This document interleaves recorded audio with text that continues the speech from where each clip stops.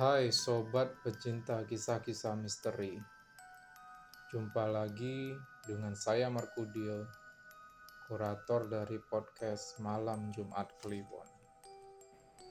Hari ini saya kembali akan membawakan sebuah kisah misteri untuk teman-teman semua. Kisah misteri kali ini saya ambil dari thread Radio Horror FM @easy_broy di Twitter, yang bercerita tentang kuyang yang mengincar janin bayi yang baru lahir. Langsung saja kita simak ceritanya. Hidup abadi merupakan impian bagi sebagian orang di dunia. Tapi apa yang terjadi jika hidup abadi tak sejalan dengan ajaran Tuhan?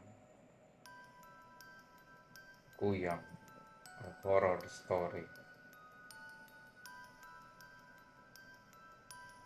Cerita ini datang dari sepasang suami istri yang tinggal di daerah penghujung Pulau Kalimantan. Sepasang suami istri kenalan penulis yang tak bisa disebutkan nama aslinya. Jadi penulis akan memberi nama Kak Zikri dan Kak Imah. Mereka sudah menikah selama 6 tahun, namun tak kunjung dikaruniai seorang anak. Banyak cibiran dari tetangga, bahkan keluarga dari keduanya. Dari bolak-balik ke kota untuk program medis, hingga ikut program khusus kandungan, bahkan sampai melakukan cara tradisional pun tidak membuahkan hasil yang berarti. Setiap malam Imah selalu menangis karena tak mampu menerima kenyataan itu. Hingga sampai di titik di mana Zikri dan Imah tidak tahan lagi dengan cibiran-cibiran orang di sekitarnya. Zikri pun memutuskan untuk membawa Imah menjauh dari keramaian dan pindah ke kampung yang lebih pinggir demi kesehatan mental mereka berdua. Cukup lama sudah mereka tinggal di kampung yang baru ini,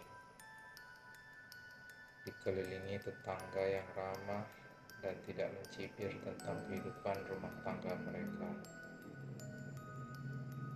Perlahan juga Zikri dan Imah mulai bersyukur dan ikhlas dengan keadaan mereka yang tak bisa punya anak. Sebagai gantinya, mereka berdua sering mengajak anak-anak tetangga untuk bermain di rumahnya dan memberikan mereka jajan serta makan. Hal itu mereka lakukan sembari mengobati kerinduan ingin memiliki anak sendiri. Salah satu anak tetangga yang paling sering berkunjung adalah anak Mak Ida, si Fajar namanya. Mak Ida ini sudah dianggap sebagai orang tua oleh Zikri dan Imah. Begitupun sebaliknya. Sedikit informasi tentang Mak Ida. Mak Ida ini merupakan seseorang yang terbilang orang pintar di kampung itu.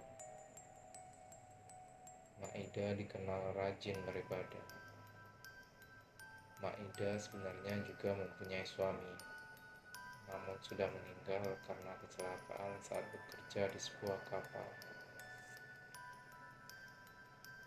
Suatu sore, saat Imah sedang duduk santai di teras rumahnya, Mak Ida datang dan ikut duduk di sampingnya. Hari itu Fajar tidak datang berkunjung karena sedang persiapan berangkat mengaji. Gimana nak? Apa sudah ada kemajuan dalam program kehamilannya? Tanya Mak Ida pada Imam. Masih belum terlihat kemajuannya, Mak. Insya Allah doakan saja semoga kabul, Mak. Hehe, jawab Imam sambil tertawa kecil. Amin, sahut Mak Ida sambil mengusap wajah dengan tangannya. Pembicaraan di sore itu ditutup dengan Maida yang bergegas untuk pulang dan memasak makanan buat makan malam di rumahnya. Selain Maida, ada juga tetangga di sebelah rumah Zikri dan Ima. Namanya Pak Saman.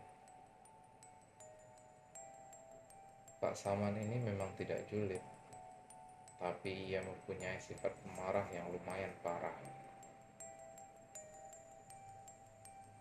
Pak Saman ini tinggal hanya sendiri. Dia pernah punya istri, namanya Bu Fitri. Namun Bu Fitri juga sudah meninggal dan tak diketahui penyebabnya. Yang orang-orang kampung bilang Bu Fitri meninggal saat melahirkan anaknya. Namun saat lahir, anaknya pun juga ikut meninggal bersama Bu Fitri. Mungkin hal itulah yang menyebabkan Pak Saman menjadi emosional hingga hari ini. Singkat cerita, setelah mengikuti program ibu hamil dengan bidan setempat, alhamdulillah Ima akhirnya dinyatakan mengandung oleh bidan. Berita menggembirakan ini pun juga disambut riuh oleh Zikri. Mereka berdua langsung mengabari keluarganya. Usia janinnya sudah ada sekitar 2 minggu dan terus aktif. Zikri pun dengan sigap menyuruh Ima untuk beristirahat lebih banyak untuk menjaga kesehatan kandungannya. Zikri juga dengan hati-hati memilih bahan makanan supaya bayinya tetap aman. Kabar ini juga sampai di telinga Maida dan langsung disambut dengan sukacita pula. Maida pun turut ambil bagian dalam merawat Imah yang sedang hamil. Seperti memberikan wejangan-wejangan harus melakukan apa dan menghindari apa saja agar janin tetap sehat. Memasuki 4 bulan usia kandungan, Imah pun mengurangi aktivitasnya. Zikri pun mengurangi kerjanya di luar sementara waktu. Padahal aku gak apa-apa loh, A. Masih bisa jalan-jalan kok, ucap Imah tersenyum. Ah, justru aku yang kenapa-napa kalau kamu lihat kamu aktif bergerak. Hahaha, kata Zikri. Ah, gimana kalau kita bikin bingkisan kecil-kecilan buat tetangga? Hitung-hitung syukuran buat anak pertama, biar semuanya lancar, ucap Imah. Wah, boleh tuh. Ide bagus deh. Pergi beli kue-kue dulu sama tempat buat kuenya ya. Kamu diam di rumah aja, ucap Zikri sambil bergegas pergi. Oh iya, nanti AA langsung bagiin ke tetangga ya dek.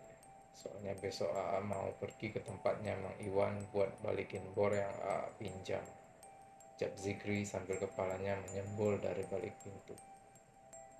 Iya AA, hati-hati tapi ya di jalannya, ucap Imah sedikit khawatir. Oke, ucap Zikri sambil mengacungkan jempolnya. Singkat cerita, Zikri sudah membereskan semua bingkisan dan mulai membagikan bingkisan ke tetangga-tetangganya. 2 bingkisan terakhir disisakan untuk Maida dan Pak Saman karena paling dekat rumahnya. Tok tok tok. Maida, ucap Zikri sambil mengetuk pintu rumah Maida. Oh, Nak Zikri ternyata. Ada apa nak? Tanya Maida. Ini mak, ada bingkisan dari saya dan Imah untuk syukuran anak kami, kata Zikri sambil menyerahkan bingkisan kecil berisi kue warna-warni. Terima kasih ya Nak Zikri. Imah bagaimana? Sehat? Tanya Maida. Alhamdulillah sehat mak. Maaf ya mak, saya nggak bisa lama-lama. Mau ngantar 1 bingkisan lagi soalnya, ucap Zikri. Mau ngantar kemana Nak Zikri? Tanya Maida lagi. Ke tempat Pak Saman mak, ucap Zikri. Hati-hati kena marah ya Nazikri. Terima kasih juga buat hadiah kecilnya. Hadiah besarnya nanti ditunggu ya. Hehehe. Ucap Maida terkekeh. Aman mak, tenang saja. Saya pamit ya mak. Assalamualaikum, kata Zikri. Waalaikumsalam, balas Maida. Sampailah Zikri di depan rumah Pak Saman. Tok tok tok. Siapa? Ucap Pak Saman berteriak. Ah, saya Zikri pak, tetangga sebelah, kata Zikri sedikit gugup. Pintu pun terbuka. Mau ngapain di sini ha? Ganggu orang tidur saja, kata Pak Saman membentak. Ini pak, ada bingkisan buat syukuran kandungan istri saya yang keempat bulan, kata Zikri sambil menyentuhkan bingkisan. Alah, baru 4 bulan dan masih dalam perut saja sudah tebar-tebar bingkisan. Kelebihan betul, ucap Pak Saman.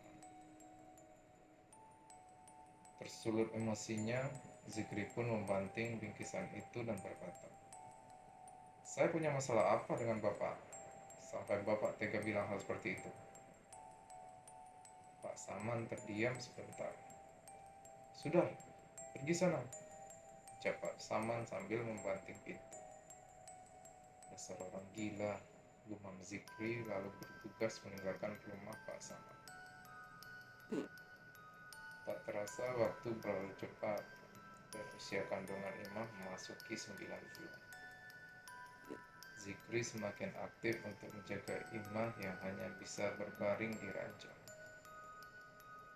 Aduh, sakit sekali perut Imah. Imah mengeleng kesakitan. Sebentar dek, pergi ke rumah bidan Santi ya. Zikri bergegas berlari menuju rumah bidan Santi.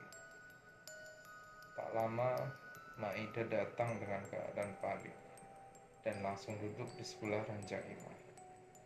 Loh, Nak Zikri mana? Kok kamu sendiri? Tanya Maimah. Dia lagi ke rumah bidan Santi, Maida, jawab Imah sambil menahan sakit. Maida berdiri dan pergi keluar dari kamar Imah. Tak berapa lama, Zikri pun datang bersama dengan Bu Santi. Tepat sekitar hampir jam 1 malam, anak Zikri dan Imah pun lahir. Senyum lebar terpampang jelas di wajah kedua pasangan suami istri itu. Anaknya sehat Mas Zikri, Mbak Imah. Cantik pula seperti Mbak Imah, ucap bidan Santi sambil menyaka keringat di keningnya. Tapi satu hal yang masih tak mereka sadari. Di luar rumah mereka, dari balik kegelapan, ada sosok makhluk yang sedang mengincar anak mereka. Prak, prak, prak. Tiba-tiba bunyi sebuah benda jatuh terdengar tepat di atas genteng rumah mereka. Angin yang kencang mulai berhembus dan menghempaskan jendela kamar rumah itu. Bau anyir busuk yang kuat mulai menyeruak dan memenuhi seisi ruangan kamar. Terlihat oleh Zikri sekelebat cahaya merah lewat di luar kak jendela kamar mereka. Ternyata bidan Santi pun menyadari akan hal itu.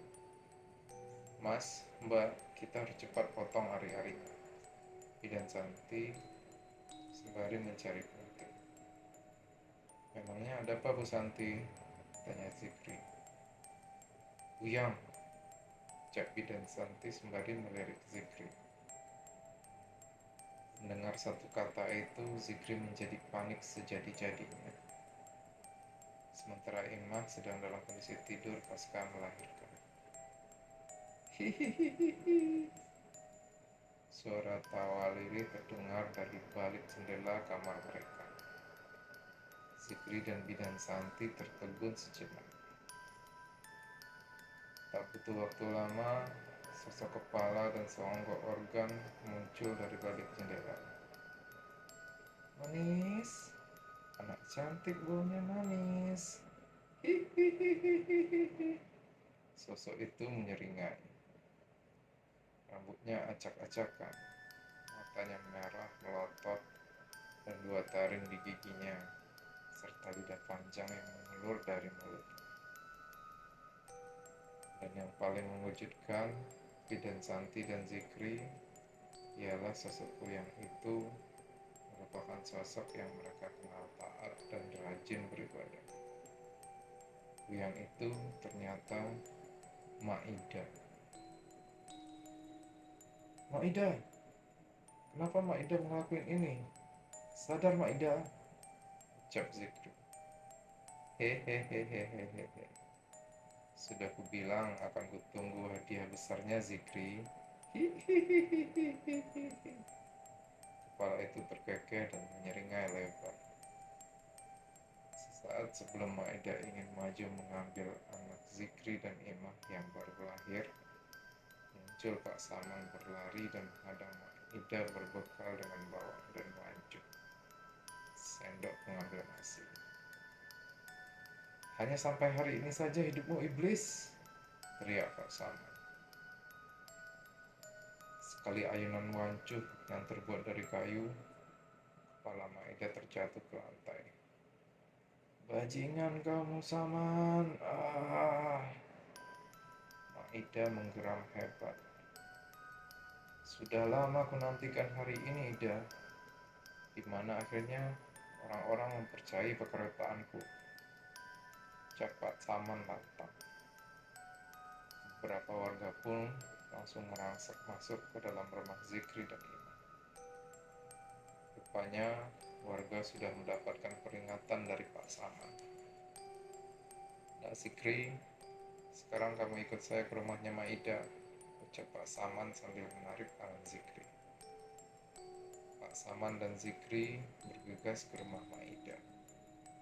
Sesampainya di rumah Maida, Pak Saman memberikan aba-aba pada Zikri untuk mencari tubuh Maida. Kalau ketemu tubuhnya, langsung tancapkan ini pangkal lehernya, kata Pak Saman sembari menyerahkan gunting. Untuk apa, Pak? Tanya Zikri lagi.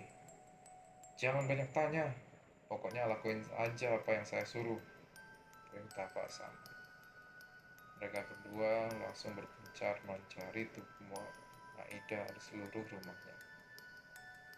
Pak Saman, ini tubuhnya Pak, teriak Zikri setelah menemukan tubuh Maida tanpa kepala di balik pintu gudang rumahnya. Tancapkan guntingnya sekarang, Nak Zikri, ucap Pak Saman sambil berlari menuju Zikri. Tanpa banyak tanya lagi, Zikri langsung menancapkan gunting di pangkal leher Maida. Seketika darah membuncah keluar dan menyembur ke badan Zikri dan Pak Saman. Lalu tubuh itu tergeletak dan mengejang sebentar, lalu diam. Zikri dan Pak Saman pun bergegas kembali ke rumah Zikri. Kepala Maida masih tergeletak lemah dan dikerumuni banyak orang. Akhirnya, setelah belasan tahun penantian, harinya datang juga Ida. Di depan semua warga, akhirnya aku membuktikan ucapanku, kata Pak Saman dengan suara bergetar.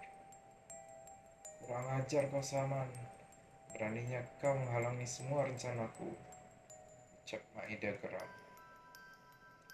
Tak lama, anak sematawayang Maida, si Fajar datang dan menyaksikan pemandangan yang tak pernah dilihatnya sebelumnya. Mak, kenapa? Ujar Fajar sambil menahan tangis. Maida hanya diam tak berbicara. Dengan raut wajah antara sedih dan marah, ia hanya diam. Pak Saman kemudian bercerita pada warga termasuk Zikri. Imam masih terlelap dalam istirahatnya. Pak Saman bercerita di malam saat ia kehilangan istri dan anaknya karena ulah Maida. Malam itu, ia gagal melindungi istri dan anaknya. Karena kemarahannya, Ia membabi buta masuk ke rumah Mbak Ida dan menyerangnya. Para warga yang tidak mengetahui alasan kemarahan Pak Saman menganggapnya menjadi gila karena syok atas kematian istri dan anaknya malam itu. Warga menyeret paksa Pak Saman di rumah Maida dan menghakiminya. Apapun penjelasan Pak Saman tidak dipercaya oleh warga. Semenjak malam itu, Pak Saman menutup diri dan menunggu momen untuk membalaskan dendamnya pada Maida. Namun, karena keterbatasan pada kakinya yang menjadi sedikit pincang karena dipukuli oleh warga, ia selalu terlambat menyelamatkan bayi-bayi pasangan suami istri di kampung itu. Hingga akhirnya bertemu dengan Zikri dan Imam. Selama ini, Pak Saman ternyata diam-diam memantau perkembangan janin mereka, begitu juga dengan Maida. Setelah hari kamu memberi saya bingkisan 4 bulan itu, saya menghitung waktu sampai di mana Ima akan melahirkan, ucap Pak Saman. Malam di mana hari Pak Saman kehilangan istri dan anaknya, ternyata malam itu Maida lah tokoh jahat di baliknya. Pak Saman menyaksikan Maida memakan janin dan meminum darah hasil dari istri Pak Saman yang sedang melahirkan. Bidan malam itu yang merupakan ibu dari Bidan Santi. Ibu Bidan Santi pun malam itu menjadi korban dari Maida. Ia dibuat pingsan oleh Maida. Sehingga malam itu tak ada saksi yang kuat untuk membuktikan perbuatan Maida. Tak berapa lama, Maida pun melakukan ritual ilmu hitam untuk membunuh ibu Bidan Santi. Waktu menunjukkan hampir jam setengah 6 pagi. Di tengah Pak Saman sedang bercerita, tiba-tiba kepala Maida langsung melesat keluar dari jendela rumah Fikri dan Imah. Para warga pun langsung berlari menuju rumah Maida sesuai instruksi Pak Saman. Ternyata Maida berusaha kembali ke tubuhnya, namun tidak bisa karena gunting yang dicontakkan Zikri di batang lehernya. Ketika marah hari mulai muncul, seiring itulah Maida juga mati dan kepalanya mengering. Kelanjutan kisahnya setelah diusut, Maida sudah berumur lebih dari 108 tahun, namun masih tetap terlihat seperti umur 60-an. Hal itu diketahui dari KTP-nya yang ditemukan oleh warga. Tubuh dan kepala Maimah pun dikuburkan jauh dari kampung. Sebelum dikubur, Maida didoakan terlebih dahulu dan segala jimat serta kaji-kajiannya dilepaskan dari badan. Menurut cerita orang-orang, Maida harus mempunyai keturunan anak perempuan untuk mewarisi ilmu goyangnya. Namun itu tidak bisa dilakukannya karena Fajar laki-laki. Akhirnya, Maida hanya mengincar keabadian dari ilmunya yang tak bisa diwariskan. Setelah kejadian di hari itu, Fajar dirawat oleh Pak Saman. Zikri, Ima, dan anak mereka hidup dengan damai. Dan para warga lebih siaga saat ada wanita yang ingin melahirkan. Selesai.